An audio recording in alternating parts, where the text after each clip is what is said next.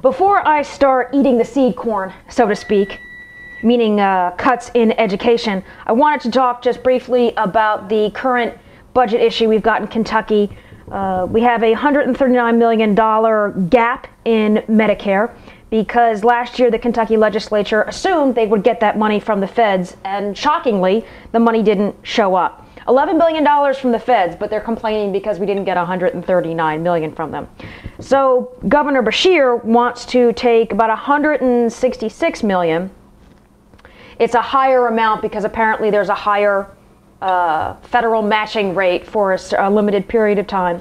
Wants to take about $166 million from next year's budget and bring it forward and put it into this year's budget.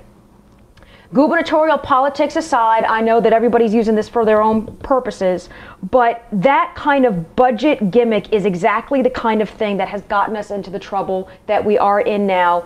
It's ridiculous, it's fraud, it's the kind of thing only the government could do. I would get fired if I even suggested something like that. And where is this money going to come from next year? Another stimulus, a full-blown economic recovery, or something called managed savings? Anyway, with respect to education, as I've mentioned a couple of times, we spend a ton of money on education, about $5 billion, just K through 12. Huge chunk of that comes from the feds.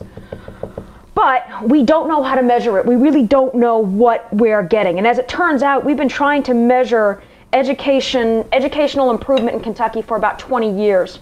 That was when there was a Kentucky State Supreme Court decision brought based on supposed funding inequities in Kentucky schools. And the Supreme Court said, well, while you're at it, why don't you change everything about Kentucky schools? So then you had KERA, the Kentucky Education Reform Act.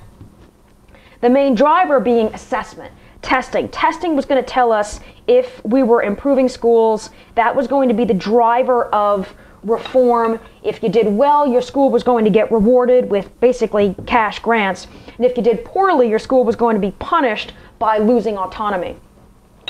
Problem with the two sets of assessment programs that we have gone through so far is that the scores were inflated. They were inflated relative to national test scores, and they were inflated relative to college remediation rates. You have a Kentucky senior who gets this nice high school diploma. They go to UK and they have to have remedial math and science and reading. So my suggestion is that let's cut the assessment department. That's $30.5 million. We don't need a CATS. We don't need CURIS. We can just use the national testing program. And we have something called leadership and school improvement. Well, they didn't exercise leadership and they didn't improve the schools, so let's cut that. That's $90 million, 73 of which comes from Kentucky's general fund. And if we want to drive reform, we can use school choice.